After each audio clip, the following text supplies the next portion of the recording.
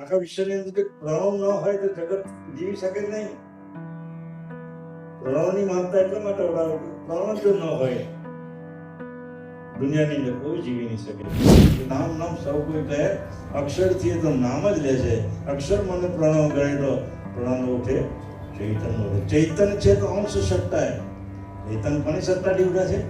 અંશની સત્તાથી. ચૈતન્ય છે તો અંશ સત્તા એ ચલેલો ચુંબક ન્યાય. એ શબ્દ કેરો ભેદ જણાય તો ગુરુગમ ફેરી આંખો ઉઘડે. ત્યારે ગુરુગમની વાત આપણને ખબર પડે. આપણે જે કંઈ ભજન કરીએ, આ કરીએ, તે કરીએ, બાપજીનો સિદ્ધાંત આવો નથી. આ તો મનને સંતોષવા માટે, મનને આનંદ માટે ભજન કીર્તન આપણે જે કરીએ છીએ બરાબર છે, એમાં કોઈ સવાલ નથી આવતો. પણ એના ભજનથી, એ ભજનથી, મંજીરા ઠોકવાથી ભજનથી પરમપદનો નામ એની સાથે જોડાયેલો એ કામ આવતું.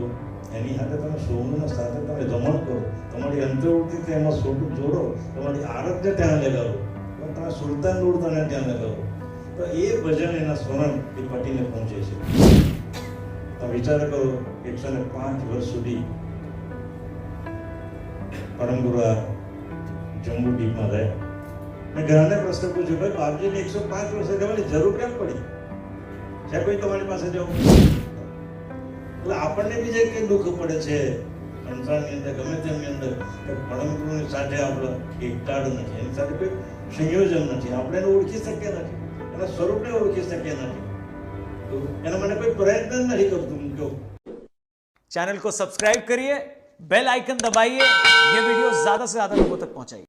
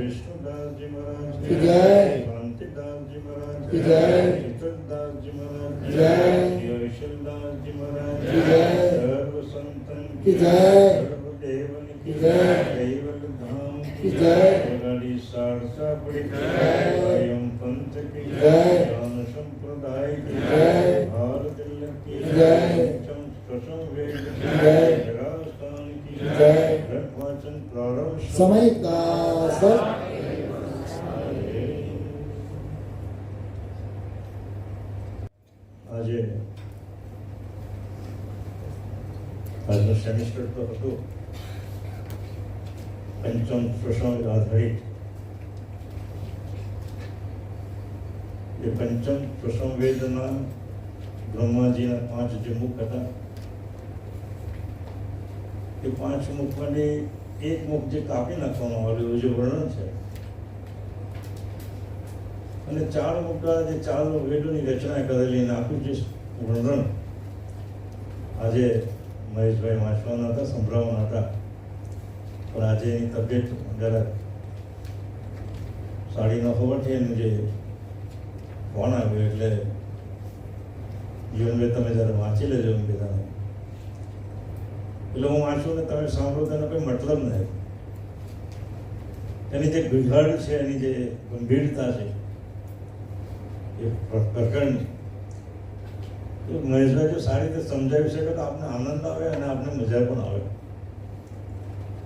એટલે ન આવી શકવાને કારણે હું પંચમ વેદ તો લઈ શકતો નથી, કારણ કે એના તરફથી જે આપણે આનંદ જે મળે છે, આપણે જે વિશેષ પ્રકારનું જે જાણવાનું મળે છે.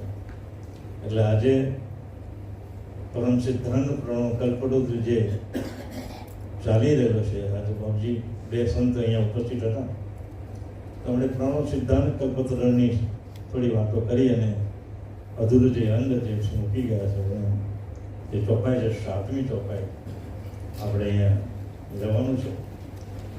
છેલ્લા 3-4 દિવસથી આપણા શિબિરની અંદર સુંદર ઘડી મહાન આપણા મહેશભાઈ તરફથી આપણે જાણી એટલે એનો પ્રસાર છે જે ઉત્તમ પ્રકારનો પ્રસાર છે.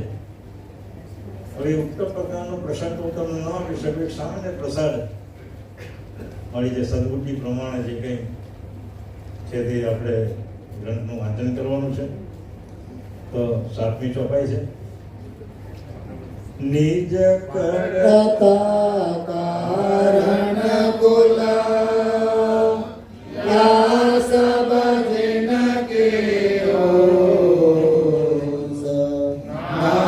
રટે બડ બડ બોલે હો નામ ભરોસ નિજ કરતા કારણ કુલ યા સબ જિનકી હોશ નામ રહિત અડબડ પડ ભૂલે હું નામ ભરૂષ દયાળુ. ભગવાન કરુણા સાગરા પ્રણવ સિદ્ધાંત પ્રણવ કલ્પતરુ ગ્રંથના દયાળુ 18 ગ્રંથોની રચના તો કરી, પણ જ્યાં જ્યાં જેવા પુરુષોને સત્સંગ કરવાનો તમને યોગ મળે તો તેવા પ્રકારના ગ્રંથોની રચના કરી. યોગી પુરુષ તમને આવીને મળે ને યોગની એ સત્સંગની વાતો કરવાની હોય તો યોગ આધારિત ગ્રંથોની રચના કરી. પ્રણવના કલ્પતરુના સિદ્ધાંત પ્રમાણે કોઈ યોગી તમને મળે, પ્રણવ સિદ્ધાંતની વાત કરે તો તે પ્રમાણે આ ગ્રંથની રચના કરેલી છે.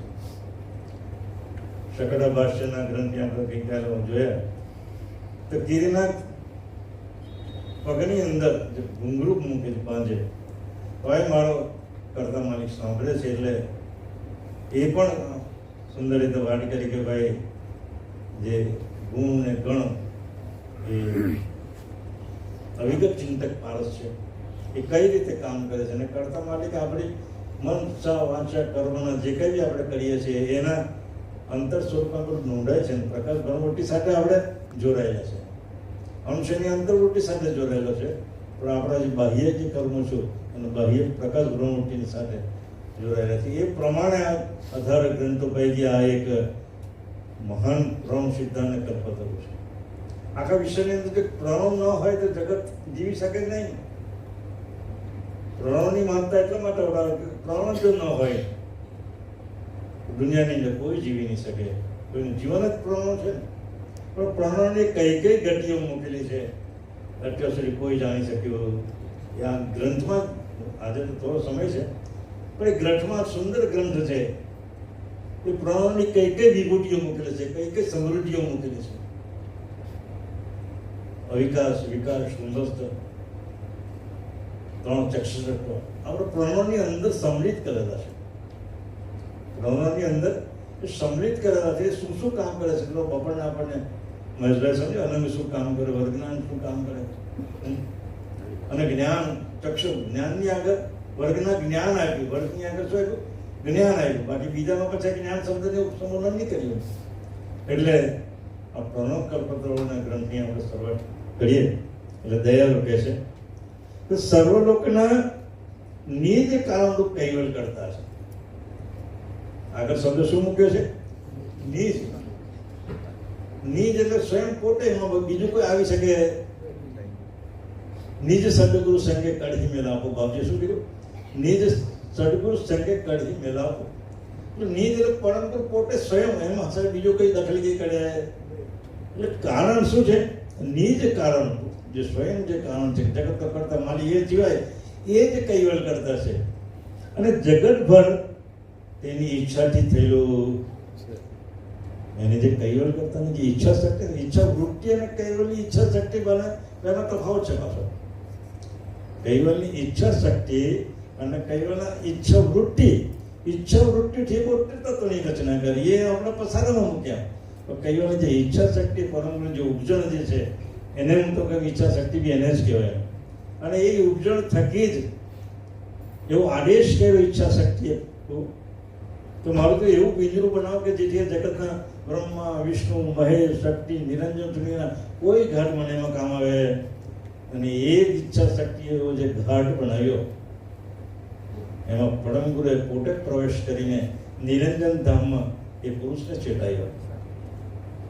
તો વિચાર તો કરો કે આ પુરુષ કેવો નિરંજન, એટલે 14 લોકના અધિપતિ ધણી જેને કહેવાય. એ નિરંજન પુરુષને ચેતાવવું એટલે આપણે એક માણસની બાજુમાં ચેતાવી નથી શકતા. લો કોઈ કાયમપણથી એક વ્યક્તિ જો ચેતાવે કાયમપણથી માણસ, તેનું ચેનલ જો ચાલે તો આખા વિશ્વમાં કાયમપણથી બની જાય એવું છે.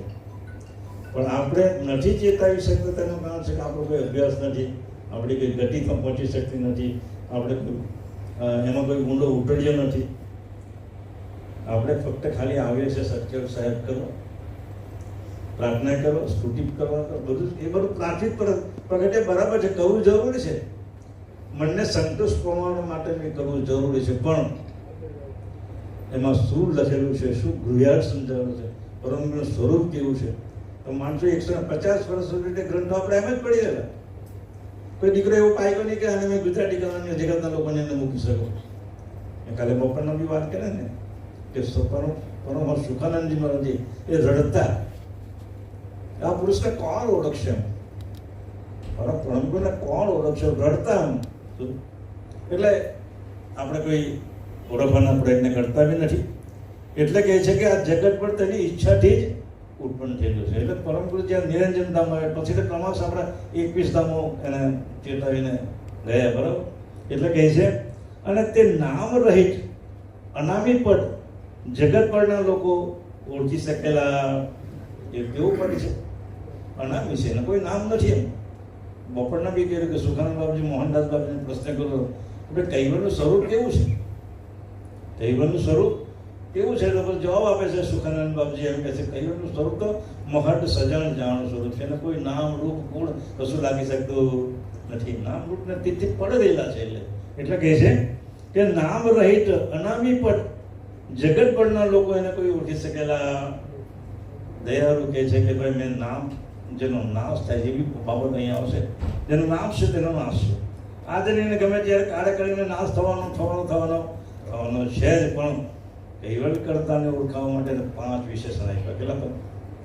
5 વિશેષણ. તો 2 દિવસ પહેલા મહેશભાઈ સમજાયું. એ 5 વિશેષણથી એને સમજવું હોય તો આદ્ય સક્ર સ્વરાજ કરુણેશને કૈવલ 5 વિશેષણથી તમે એને સંબોધન કરી શકો છો. એ વિશેષણ છે, એ નામ નથી.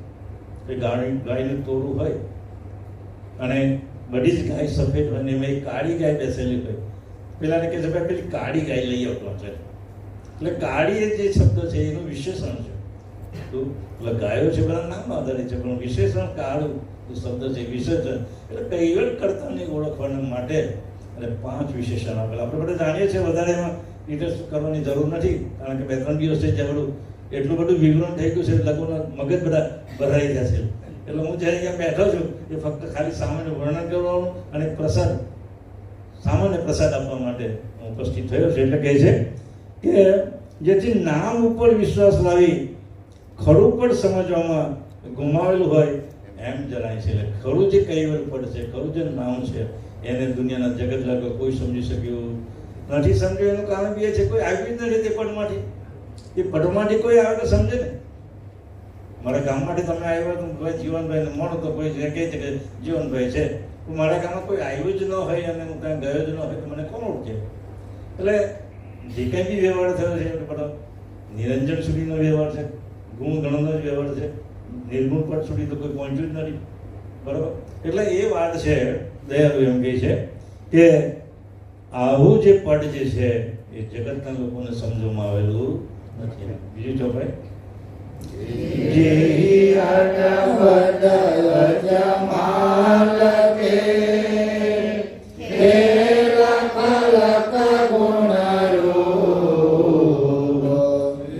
નિર્યંશ તિનુ વરજિત સબ શિર નામયનુપ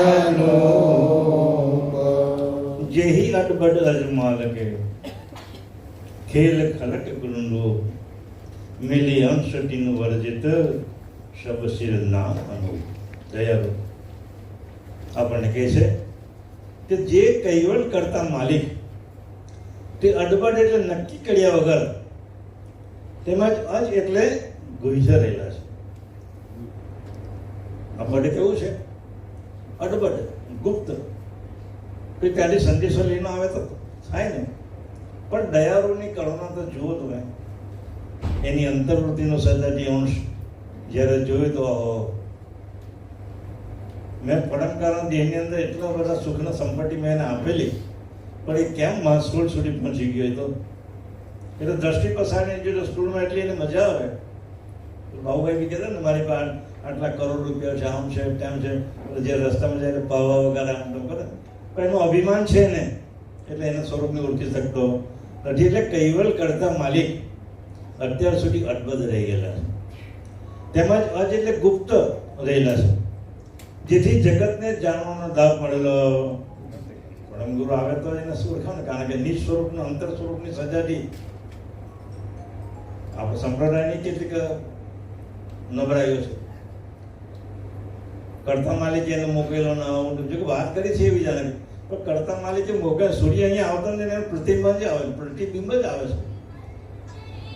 બધું પાણી ધોરાય છે તો પ્રતિબિંબ પાછું ત્યાં ત્યાં જ જગત કરતા આવજે લખે ને નીચ કીર્તા અવતાર ધરત નહીં મૃત્યુ લોક કે ચોલે જેનું ચિત્રણ છે હવિત ભવિત ભોકી ભવગોટ. જગત કરતા આવતા જ નથી, પણ આવે કોણ? સદગુણ સ્વરૂપ એનું બીજું સાકર જે સ્વરૂપ છે. બાપજી કે સગુણ નિગુણ કે જાણ જાણ પડી રહ્યું સર્વ મધ્ય ચીને બીનું અડબડી દેખી તો સકલ યુગ ફરત ચેરા જમી કીર્તા સદગુરુ તન ધડી લેતા. ત્યારે સદગુરુનું સ્વરૂપ એને કીર્તાર પોતે જ આ પંચમવેદની ચોપાઈ છે મારી છે ને. પંચમવેદની ચોપાઈમાં બાપજી લખે કીર્તાને જ્યારે જોયું આ જગત જ્યારે ફસાયું માયા અંદર, એ પોતે જ બીજું એક દ્વેષ સ્વરૂપમાંથી દ્વેષ સ્વરૂપ લઈને હંસલેવન તો 52માં એવું લખ્યું છે કે હે કૈવલ તને ઓળખાવવા માટે તારું બીજું સ્વરૂપ જો હું ન ધારણ કરું, જગતના લોકો તને ઓળખે કોણ?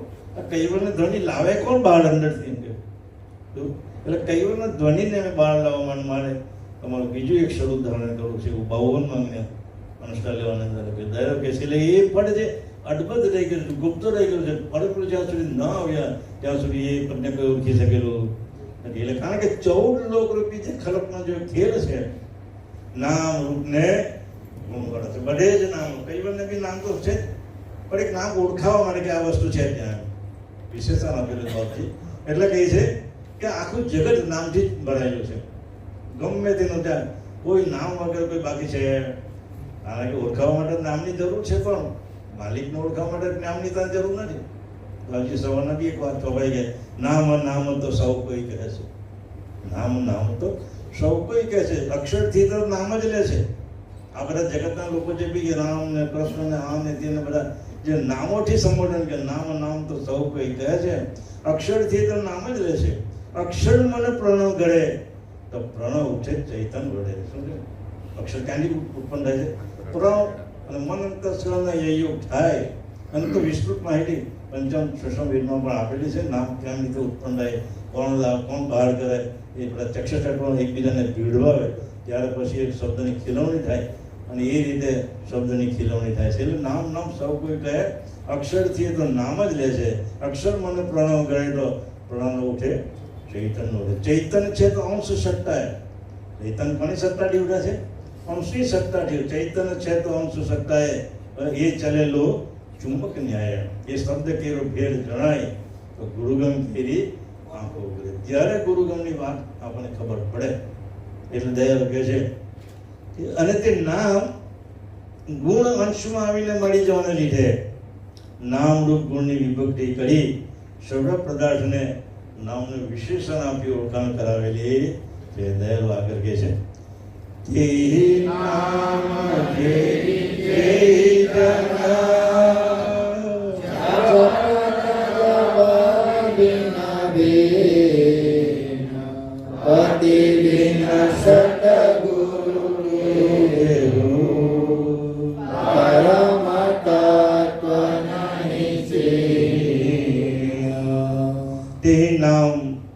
જેહી જન જપટ જપ ભિન્ન ભિન્ન પટ્ટી વિનો સદગુરુ કેવું પરમ તત્વ નહીં ચીમ. દયાળુ આગળ કહે છે કે ઉપર પ્રમાણે જે જનોએ જે વસ્તુના જે નામ પાડ્યા તે પ્રમાણે જગત ભરના સર્વ લોકો ભિન્ન ભિન્ન જાપ જવે છે. જ્યાં જ્યાં નામ પડેલા છે તે પ્રમાણે જગતના લોકો એનું નામ જાપ જપે છે. એટલા જ માટે નામનો જાપ જપનારને સદગુરુ મળ્યા હોય એમ જણાતું. અત્યાર સુધી જગત અડધું કલ્પો હોય પરમગુરુને આવ્યાને 250 વર્ષ. આપણા સંપ્રદાય વાળા એમ કહે છે કે 250 વર્ષ થયા તમારા સંપ્રદાય 250 ને તો સંપ્રદાયની ઓળખાણ આપણે 250 વર્ષ થઈ છે.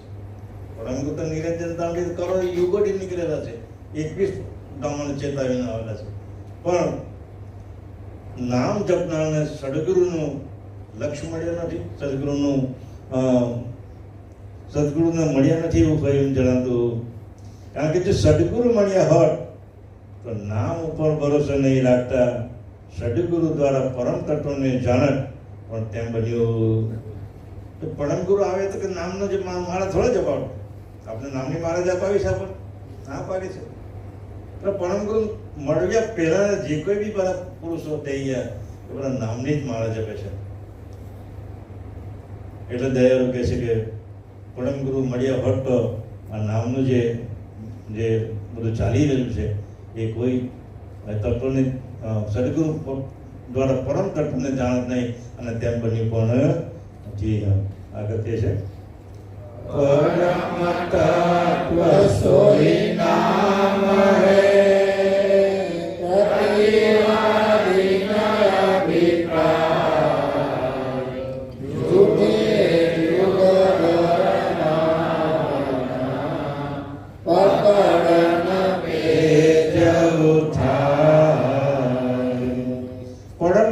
सोही नाम है प्रतिवादीन अभिप्राय जूठे जुग भरमावन पकड़न पेज उठाय.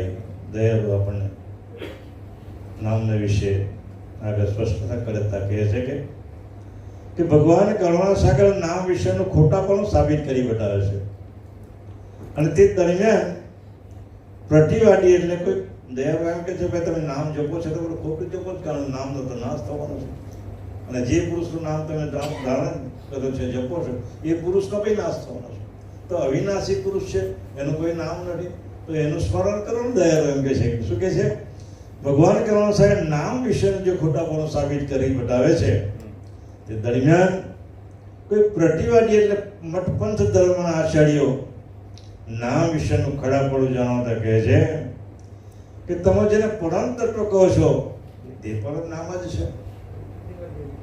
અને નામ વગર અણુ માત્ર ખાલી જગ્યા આખા બ્રહ્માંડની અંદર કોઈ પણ પદાર્થનું નામ વગર તો રહેતું નથી. કોઈ બધા જ નામ જપણ કરે છે એટલે કોઈ અણુ માત્ર ખાલી જગ્યા માટે જ નામ પ્રતિવાદી એમ કહે છે. પરમગુરુ એમ કહેતા નથી. પ્રતિવાદી આવે કે ભાઈ નામ તો થશો તો જ આ બ્રહ્માંડમાં પડેલું છે, કોઈ જગ્યા ખાલી નથી, એટલે ભાઈ પરમ શ્રેષ્ઠ છે એવું કહે છે. નામ શું કહે છે? કોઈ જગ્યા ખાલી નથી એટલે પરમ શ્રેષ્ઠ છે. એવી પ્રતિવાદી બાપજીને પ્રશ્ન પૂછે છે. અને કોઈ જગ્યા ખાલી નથી, માટે નામ કેવું છે? શ્રેષ્ઠ છે. તેમજ રટણ જપ તપ ભજન વગેરે પણ નામથી જ થાય છે. આપણે જે કંઈ ભજન કરીએ, આ કરીએ, તે કરીએ, બાપજીનો સિદ્ધાંત આવો નથી. આ તો મનને સંતોષવા માટે, મનને આનંદ માટે ભજન કીર્તન આપણે જે કરીએ છીએ બરાબર છે, એમાં કોઈ સવાલ નથી આવતો. પણ એના ભજનથી, એ ભજનથી, મંજીરા ઠોકવાથી ભજનથી પરમપદનો નાતો એની સાથે જોડાયેલો, એ કામ આવતું, એની સાથે તમે સોમનું સાથે તમે રમણ કરો, તમારી અંતર્વૃત્તિ એમાં સોટું જોડો, તમારી આરતને ત્યાં લગાવો, તો તમે સુરતાન ઉડતાને ત્યાં લગાવો, તો એ ભજન એના સ્મરણ એ પટીને પહોંચે છે. એટલે કહે છે જપ તપ ભજન વગેરે નામથી થાય છે. માટે તમે જેને જેને કહેશો ત્યાં તેવું નામ જ લાગે છે. અને નામ વગર કોઈનું કંઈ પણ ખડાપણું જણાતું માટે નામ જ કરો છે. પ્રતિવાદી આ બધા પ્રશ્ન પૂછે કે ભાઈ નામ વગર કોઈનું કંઈ પણ ખડાપણું જણાતું નથી, એટલે નામ જ બધું ખરું છે. આવા પ્રકારની પકડ પકડીને હમારા પરત્વે યુક્તિ બધી ઉઠાવેલી છે. દયાળુ જ્યારે હું સંદેશો લઈને આવેલો તે કાશીમાં જ્યારે હું પ્રગટ થયો ત્યારે કાશીની અંદર કોઈ પંડિતો મને હેરાન કરવાનો કોઈ બાકી રાખેલા, એટલા બધા પ્રશ્ન પૂછે કે મારામાં પેલા 16 વિભૂતિ છે, એ વિભૂતિ થકીને લોકોને બધાને પરાસ્ત કરેલા. મારો સંદેશો તો અંશને તાળવા માટે, ભવનના બંધન માટે મુક્ત કરવો, મારો અંતર્વૃત્તિનો સજાતી અંશ છે, એટલે મને એના પ્રત્યે પ્રેમ છે. તો વિચાર કરો 105 વર્ષ સુધી પરમ ગુરુ જમ્મુ ડીપમાં રહ્યા. મેં ઘણાને પ્રશ્ન પૂછ્યો, ભાઈ બાપજીને 105 વર્ષે જવાની જરૂર કેમ પડી? છે કોઈ તમારી પાસે જવું? કેમ 105 વર્ષ સુધી રહ્યા? એ તો ચૈતન્ય સ્વરૂપ હતું, એ તો સ્પર્શ કરે એટલે ચૈતન્ય બની જાય, જાગૃત બની જાય. તો તેમ છતાં એને 105 વર્ષ સુધી આપણા જમ્મુ દીપની અંદર વિતાવ્યો. અને 105 વર્ષ વરસાદ થવા છતાં 8 સંપ્રદાયના સાધુ એને ઓળખી નહીં શકેલા. જ્યારે જાય છે ને તેના પૂનમના દિવસે જ્યારે મેળો ભરાય ને ત્યારે બધાને સમજાવે છે કે મેળો મમતાને દેખી ભૂલો મત કોઈ ભવ તારણ ભેદ ભંજન હોય, હમ તો પુરુષ અલેખ કરાય, આદ્ય અંત કોઈ પાવન હોય. તો એને સમજી શકે. જ્યારે કાશીમાં પ્રગટ થાય છે આવાજ બધા રોડ કરે, કકરાટ કરે, કોઈ ઉત્સાહિત થઈ ગયા, કોઈ ખાવા પીવાનું છોડી દો, આવું બધું પરિસ્થિતિ જ્યારે પાછી પરિસ્થિતિ પરમ ગુરે જોઈ તો ઓહો, મારા સ્વરૂપને હજુ ઓળખી શક્યા નથી. મને શું કામ રૂએ છે? મારું સ્વરૂપ થોડું દેહદારી છે કે તું મારા જોડે વિલાપ કરો છો. ગરમેટ્સ મરટ કંઈ મળી ગયો સ્ત્રીની અને ધણી મળી ગયો, સ્ત્રી કેટલો વિલાપ કરે, વિલાપ કરે ને, પણ એના વિલાપથી પાછો આવવાનો છે. તેમ આ જગતના લોકો આપણે જે સંપ્રદાયના અનુયાયીઓ હતા એ પડમગુરુના જવાબથી બધા વિલાપ કરવા બેઠા. પણ આ તો પડમગુરુના જનાર વ્યક્તિ છે ને તે પાછો નહીં આવે, પણ પડમગુરુએ તો આની પરિસ્થિતિ જ્યારે જોઈ ત્યારે પાછા પ્રગટ છે. પાછા પ્રગટ છે ત્યારે પાછું સમજાવે ને, હું તમારી જોડે 105 વર્ષ સુધી રહ્યો પણ તમે મારા સ્વરૂપને ઓળખી ન શકે. એટલે વળી પાછું એને પાછું કહે છે કે મેરો તને ચૈતન્ય ચિત્તરૂપા. મારું સ્વરૂપ કેવું છે? ચૈતન્ય સ્વરૂપ છે. મેરો તને ચૈતન્ય ચિત્તરૂપા સોટું મેં કયો લક્ષ અનુભવ. તમે મારા આ ચર્મદેહ પણ જે પ્રીતિ તમે રાખી છે, ચરમદેહ તજી, તે ચર્મદેહ તમે પ્રીતિ કરો છો એ ખોટી છે, મારા સ્વરૂપને તમે નહીં ઓળખી શકે. એટલે પાછી નારાયણદાસ બાપજી તો સમજે છે, કેટલા સંતો સમજ્યો હતા. એટલે નારાયણદાસને પાછી વિનંતી કરે છે, નારાયણદાસ તો હવે અને મારા જવાની હવે તમે આને સમજાવવાની મેં તમને હવે મેં જાણે કે હવે સોંપી જાઉં છું, આ જવાબદારી હવે તમને સોંપી જાઉં છું. એટલે 105 વર્ષ સુધી રહ્યા તો પણ આપણને એની ખબર પડતી નથી. આજે 250 105 તો રહેલા, એને ગયા 252 વર્ષ 51 વર્ષ થઈ ગયા, તેના અંતર સ્વરૂપની આપણે ઓળખી શકતા નથી. મળે દ્રષ્ટા નહીં આવે છે મહાભારતમાં. મહાભારતની અંદર યુદ્ધની અંદર કૌરવો અને પાંડવો લડાઈ પૂરી થઈ ગઈ. પાંડવો કેમ જીત્યા? કારણ કે એની પાસે સત્ય હતું અને કૌરવોની પાસે અસત્ય હતું. હંમેશા સત્યનો જય થાય એવું ચોક્કસ માની લેજો, પણ એને સમય લાગે. આ ટાઈમ પર જ્ઞાન સમ્રાટ એવી એક સત્ય છે, પણ એને પ્રકાશિત થતા થોડો સમય લાગે. મને તો એવું લાગે છે કે હવે એની શરૂઆત થઈ ગઈ લાગે છે. એટલે પાંડવ અને કૌરવની યુદ્ધ પૂરું થાય છે. જે ભીષ્મ પિતા જે છે એ બાણ સૈયાની પર સુટેલા છે. એટલે પાંડવોને ખબર પડી કે આપણા દાદા બાણ સૈયાની પર સુટેલા છે. ચાલો ને આપણે મળવા તો જઈએ, આપણે શું થાય શિક્ષણ. તો ગયા સાથે દ્રૌપદી પણ છે. તો ગયા તો ભીષ્મ પિતા બાણ સૈયાની પર સુટેલા છે અને જોઈ છે ને પેલા અંદર વાત કરે છે કે દાદાને શું તકલીફ હોય એમ. અને જેવા નજીક ગયા ને ત્યારે એના આંખમાંથી આંસુ આવવા બેઠા, ડર ડર ડર ડર કરીને આંસુની ધારા લેવા લાગી. તો પાંડવો એકબીજાને પૂછે કે દાદા કેમ રડતા હોય? પૂછ્યું એકબીજાને પૂછે, ભાઈ મને નથી ખબર, તને નથી ખબર. એને કહે ચાલો ને નજીકમાં જઈ આપણે પૂછીએ લખ્યું દાદા કેમ રડો છો? તો ભીષ્મ પિતામહને પૂછે છે પેલા પાંડવો પાંચે ભાઈઓ કે દાદા તમે રડો કેમ છો? તો ભીષ્મ પિતાએ રડતા રડતા એને જવાબ આપે છે કે તમારી પાસે સમર્થ પુરુષ છે, છતાં તમને આટલું બધું દુઃખ પડેલું છે. પ્રશ્ન તો એનો શાંતિ ત્યાં જ હતો ને, હાટે જ હતો.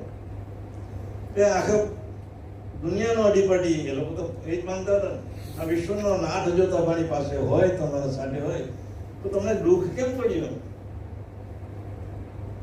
તો ભીષ્મ પિતા એ જ જવાબ આપે છે કે તમને દુષ્ટ પડવાનું એટલું જ કારણ છે કે તમે એ સ્વરૂપને ઓળખી શક્યા નથી.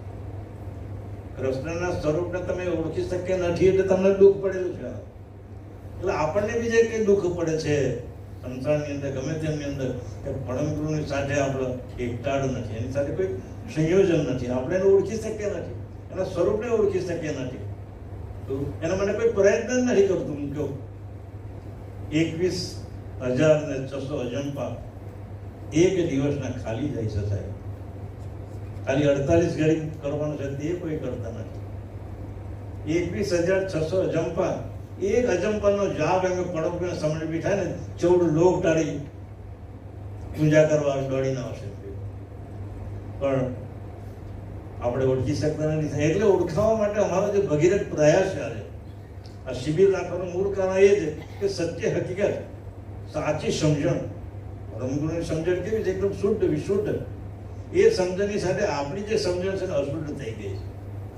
એ અશુદ્ધ થયેલી સમજણ જ્યાં સુધી શુદ્ધ ન કરીએ, પ્રાણોને નિહંગ ન કરીએ, ચાર અંતસ્કરણ જે છે એને ગર્વ ન થાય ત્યાં સુધી એ પ્રાણો નિહંગ થતો નથી. અને પ્રાણ નિહંગ નહીં થાય ત્યાં સુધી એ બ્રહ્મના ખોળે બેસવાનો, એને જે આનંદ મળવાનો છે એને મળવાનો નથી. એટલે કહે છે ધારો કે અમારા શુદ્ધ સ્વરૂપને જ્યાં સુધી તમે ન ઓળખે ત્યાં સુધી હું તમારી ખરો દૂર છું.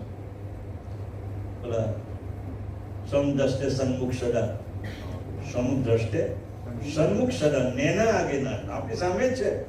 સમદ્રષ્ટે સન્મુખ સદા, નેના આગે નાટ, કહે કોઈ સદગુરુ વિના હોય નહીં સાક્ષર. સદગુરુ દાદા એવું કહે છે કે તમારી સામે જ છું.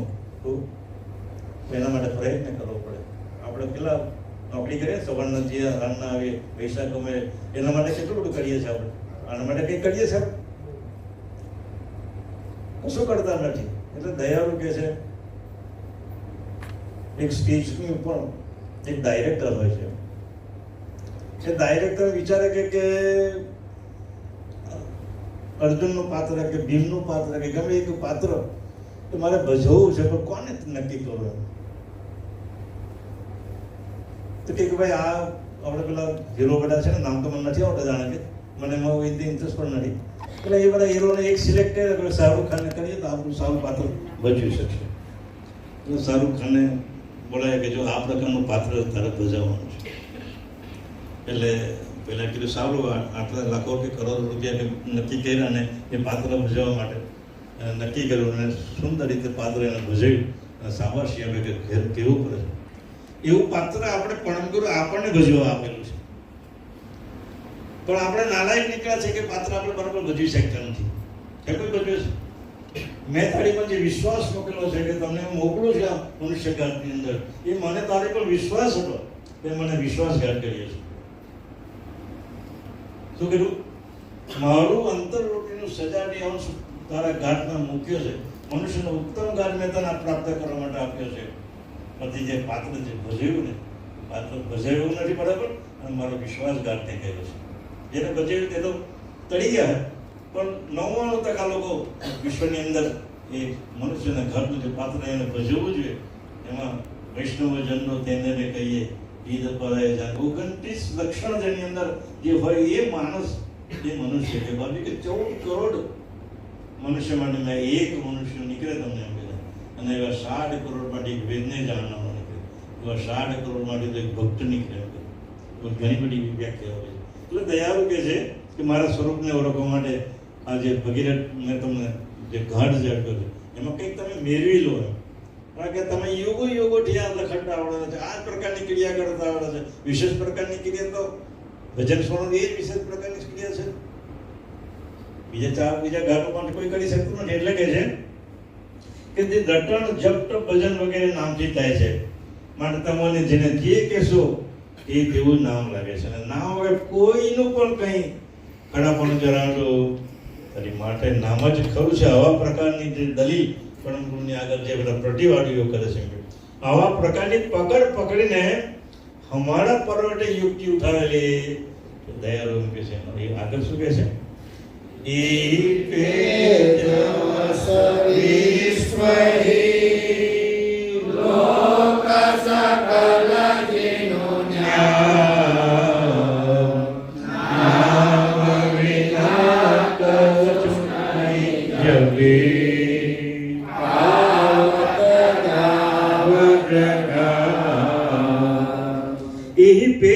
વિશ્વ હે લોક શકલ જીનું ન્યાવ, નામ વિના કશું નહીં જબે, ફાવત દાવ દડાવ. દયાળુ કહે છે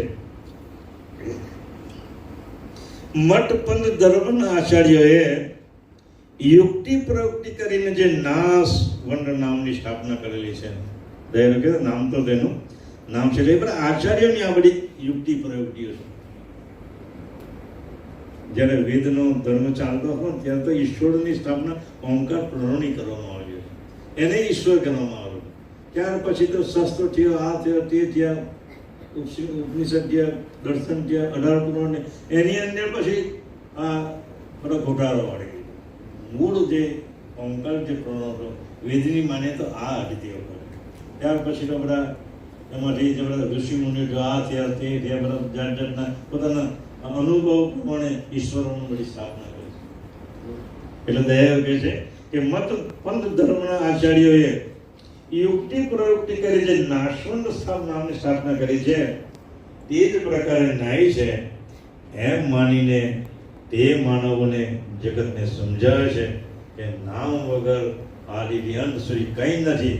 એમ મનસ્વી પર નામના દાવામાં સ્વાર્થી આશયથી જગત ગુણને ભણાય છે. જગતના લોકોને આચાર્ય જ ભૂલા પડેલા છે. વિશ્વભર વિદ્વાન આચાર્ય તો ધૂળ કાઢી નાખેલી છે. આપણા સંપ્રદાયમાં આચાર્યની પરંપરા ચાલે છે. સંપ્રદાયમાં આચાર્યની પરંપરા છે. વિશ્વ બ્રહ્માંડ ના પાડી દીધી છે. જગતના લોકોને ભૂલાવનાર તમે જ મોટા છો, અને ઊંચી પદવીઓ પાછી ઉપરથી ઉપર મળતી જાય છે. એ પદવીનું કંઈ કામ નથી સાહેબ. તમારું જો અંતર સ્વરૂપની અંદર તમારી ભક્ત ન હોય ને પણ તમે ક્યાં જવાના, તમે જાતે નક્કી તો કરો. તમારા સ્વરૂપની ઓળખાણ નથી. આ પોટલો લઈને હું કામ ચાલુ છું? આ પોટલાનું કંઈ જરૂર જ નથી. તારા અંતર સ્વરૂપની બાજુ તો સરળ સહેજ સમાધિની વારી કરી આપણને. તો એવી દશા ભોગવું ન કરે. હું ઇન્કમટેક્સ ઓફિસર અને ગામમાં ખુલાવીને ચાલુ છું, તો તારા કામ લાગે છે ખરું? પૈસાના કામ લાગે છે તો શું? એના માટે સરળ ને મુક્ષ થઈ જવું પડે. નાનદાસ બાપજી કહે એટલો દાસાદન ભાવ તમે જુઓ તો ખરા. નાનદાસ બાપજી કેટલો દાસાદન ભાવ કે જેની કોઈ આપણે કલ્પના નહીં કરી શકે. કે દયાળુ કે તો આપણા શું કહે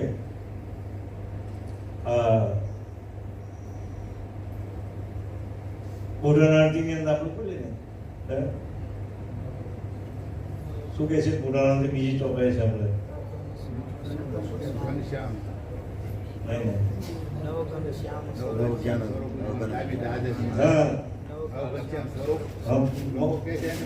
સ્વરૂપ દામી કહટ દરદાસ ઘનશ્યામ સ્વરૂપ એ દયા તારો તો ઘનશ્યામ સ્વરૂપ આ દુનિયાની અંદર તારી કમ્પેરિઝન કોઈ નહીં કરી શકે. તારી કમ્પેરિઝન તારી સરખામણી કોઈ કરી નહીં શકે. તારો તો ઘનશ્યામ સ્વરૂપ આખા બ્રહ્માંડનું તું મૂળ કંદ છે. હવે એની સરખામણી જો દયાળુ નારાયણ બાપજી કહે કે તારી સરખામણી જો કોઈ બીજા પુરુષને કરે તો મારું તો અંતર દાચી ઉઠે છે. એની કેટલી દાસટ એનામાં કેટલી હૃદયની એની એ કેટલી છે. હા, મારા છોકરાને કોઈ ગમે તેમ બોલી જાય ને હું એમ સહન કરું, આપણું અંતર દાચી ઉઠે છે. એટલે કહે છે કે આદિથી અંત સુધી કંઈ છે જ નહીં એમ મનસ્વી પડે નામના દાવામાં સ્વાર્થથી આશયથી આ જગતને ભરમાવે છે. આજની બે પરિસ્થિતિ છે ને. મારી એક વાત આવે છે, યાદ આવે છે. ટીકાદાસ બાપુ કરીને એક શિવ પુરાણ તે દિવસે કથા કરતા હતા. મેં ટીવી જોવાનો મને શોખ એટલો માને છે કે મેં આપણી ચેનલો જોઉં રાતના. અહીંથી 11 વાગે જાઉં, 12 વાગે જાઉં, 1 વાગે જાઉં તો ટીવીની ચેનલો જોઉં છું. કઈ સંસ્કાર ટીવી છે, પુષ્કર ટીવી છે, કર્તવ્ય ટીવી છે, કલ્યાણ ટીવી છે, શ્રદ્ધા ટીવી છે, સમાધાન ટીવી છે. આ બધા ટીવીની ચેનલો 5-5 મિનિટે ફેરવ્યા કહું. એ દિવસે કલ્યાણ ટીવી પણ મેં ફેરવતા અને જે વક્તા હતો ટીકાદાસ બાપુ, એ વક્તા બહુ સરસ બોલતો હતો પણ શિવ પુરાણનું. એણે મને એવું કીધું કે શિવના અંગમાંથી જમણા અંગમાંથી બ્રહ્મા ઉત્પન્ન થાય અને શિવના ડાબા અંગમાંથી વિષ્ણુ ઉત્પન્ન થાય. આવું એને બોલ્યો એટલે મેં એ સાંભળ્યું. એટલે મેં એ આવતું ને પેલું મોબાઈલ નંબર, એટલે મોબાઈલ નંબર મેં લખી દીધો 98 254 44 014 નંબર છે. એટલે બીજા દિવસે મંદિરમાં આવીને પછી એને ફોન કર્યો કે બાપુ તમારી મેં કથા તો 4 કલાક સાંભળી, મને બહુ ગમી, પણ એક વસ્તુ મને ન ગમી. મને શું તમે એવું કીધું ને કે વિષ્ણુના અંગમાંથી આ નીકળે ને જમણો દાબામાંથી આ નીકળે, એ વાત જ ખોટી સાહેબ મેં તમારી. કે આ દુનિયાની અંદર માનની યોની સિવાય દુનિયામાં કોઈ પ્રગટ થતું જ નથી. મેં દુનિયાનો કોઈ બી મહાપુરુષ હોય એ ગર્ભ યોનિસમાંથી બહાર નીકળતો નથી. એ બધું નથી મળ્યું. મેં એને કીધું કે હું ઉમરાઠી બોલું છું, કાયમ જ્ઞાન સંપ્રદાયનો હું અનુગામી છું. મારા ઈષ્ટદેવ છે પરમગુરુ ભગવાન કરુણા સાગર, એને પંચમ ષષ્ઠ વેદ લખેલો છે. એમાં બધી જ માહિતી આપેલી છે. તમે જે બોલી હતી ને અત્યારે એ બધી જ માહિતી આપેલી છે. હું ત્યાં બહાર ગયો, શનિભાઈને કીધું જરા ફોન પંચમ વેદ જરા એનો પોસ્ટ કરી દેજો ને. મેં એડ્રેસ ટેબલ પર મોકલેલું છે. પંચમ વેદ ત્યાં મોકલ્યો મેં, અને ત્યાંની સાથે 3 વિનેલા મોટી પણ મોકલે. એટલે આવું બધું જૂઠું અગરમ બગરમ બધું દુનિયા એટલી બધી ચાલી રહેલી છે કે જેની કોઈ હદ નહીં મળે. એટલે તમે વિચારો કરો કે આટપાટી કોઈ નીકળતો, અરે 18 પુરાણ માટે માથા માટે ઘણો શું કહે વાલીને સુગરી, હવે એના માથા પાટી નીકળવાનું, એટલે કંડા પાટી નીકળવાનું. હા, આવું કરવું અગરમ બગરમ ચાલે. તમે વિચાર કરો એટલે દયા છે આગળ તો વાંચીએ આપણે. અને જેને જે રીતે કૂવામાં પડવું એ પડે, પણ આપણે તો કૂવામાંથી બહાર નીકળવાનું છે. એના માટેના આપણે બધા પ્રયત્ન કરેલા છે. આગળ શું કે છે?